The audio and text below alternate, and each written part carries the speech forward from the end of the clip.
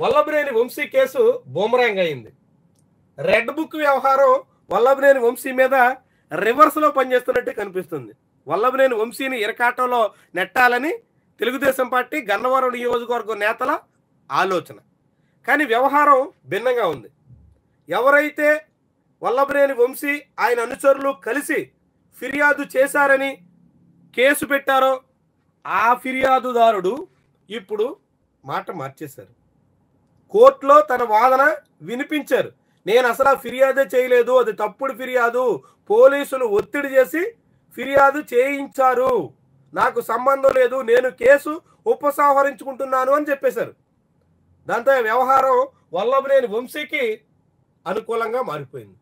ఏదో రకంగా వల్లభనేని వంశీని ఇరకాటంలో నెట్టాలి, వల్లభనేని వంశీని జైలు పాలు చేయాలి అని టీడీపీ నేతల ఆశ, ఆలోచన. అందుకు అనుగుణంగా ప్రయత్నం మొదలైంది. ఇప్పటికే 88 మంది నిందితులుగా ఉన్నటువంటి కేసులో 45 మంది నిందితుల్ని వివిధ సందర్భాల్లో అరెస్ట్ చేసి జైలు పాలు చేశారు. వాళ్ళంతా వల్లభనేని వంశీ అనుచరులు. గన్నవరంలోని తెలుగుదేశం పార్టీ కార్యాలయం మీద దాడికి పూనుకున్నటువంటి కేసులో నిందితులు.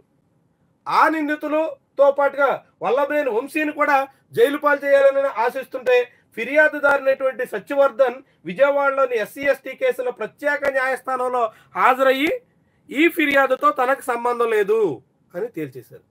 ఇక ఫిర్యాదుదారుడే వెనకపోతే కేసు ఎక్కడుంటుంది? వల్లభనేని వంశీ మీద రెడ్ బుక్ రాజ్యాంగం ప్రకారంగా అతను ఖచ్చితంగా శిక్షించి తీరుతాం అని నారా లోకేష్ విపక్షంలో ఉన్నప్పుడు ప్రకటించారు. దానికి తగ్గట్టుగానే కేసు నమోదయ్యింది. ఆ కేసులో వేగంగా చర్యలకు పూనుకున్నారు. త్వరలోనే రేపో మాపో వల్లభనేని వంశీ కూడా జైలుకు పోతారు అని గన్నవరంలో టీడీపీ నేతల ప్రచారం. కానీ పరిస్థితి బూమరాంగ్ అయింది. రెడ్ బుక్ రాజ్యాంగం నుంచి వల్లభనేని వంశీ తప్పించుకున్నట్టు అయింది. వల్లభనేని వంశీ మీద చేసినటువంటి యత్నం ఫలించడం లేదు. కేసు పెట్టినటువంటి ఫిర్యాదుదారుడే ఇప్పుడు ఉపసంహరించుకోవడానికి సిద్ధపడడంతో ఈ వ్యవహారంలో టీడీపీ నాయకత్వం వేసినటువంటి ఎత్తులు ఫలించినట్టుగా కనిపించడం లేదు. మరి మరొక కేసులో ఇంకో రూపంలో వల్లభనేని వంశీ మీద చర్యలకు పూనుకుంటారా, ఏ రీతిలో ముందుకెళ్తారని చూడాలి. కానీ ఈ వ్యవహారం మాత్రం చర్యలు లేవు.